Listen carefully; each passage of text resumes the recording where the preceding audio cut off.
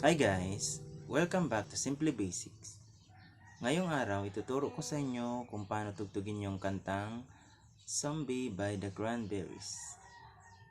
By the way, kung hindi ka pa nakapag-subscribe sa aking channel, please subscribe. Thank you.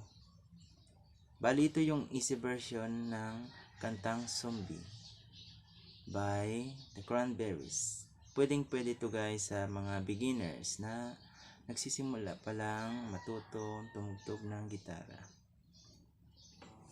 Yung mga chords na ginamit sa kantang ito ay E minor,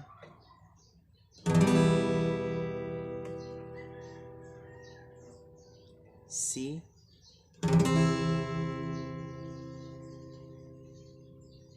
G,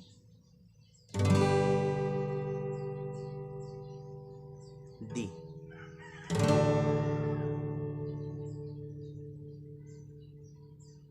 E minor, C, G, D. Yun lang guys. 4 na chords lang kailangan nyong tandaan at kailangan nyong pag-aralan. E minor, C, G, D.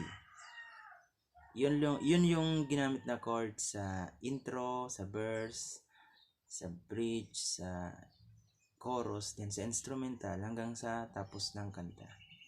And then yung strumming pattern niya is puro lang siya guys, down. Bali.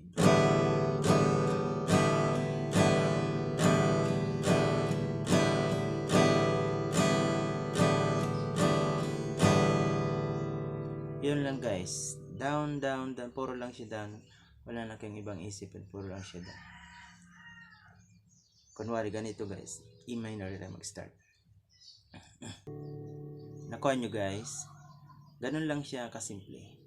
Balitandan nyo lang yung E minor, C, G at D. Then puro lang siya down, down, down. Pwede siya sa mga beginners. Hindi pa kayo ganong mahihirapan kapag ito yung pinag-aralan yung tugtugin. Bali, kung nagustuhan nyo guys yung tutorial na ito, please subscribe and paki-like and share din ang ating mga videos. Thank you for watching. Bye!